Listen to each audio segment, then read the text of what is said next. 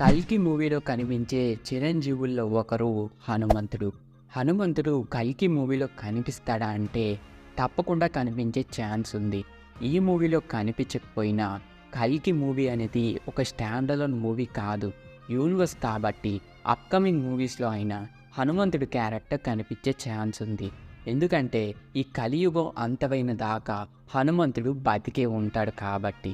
ఇంకా హనుమంతుడు ఎలా చిరంజీవుడయ్యాడు అని మీకు ఆల్రెడీ తెలిసే ఉంటుంది.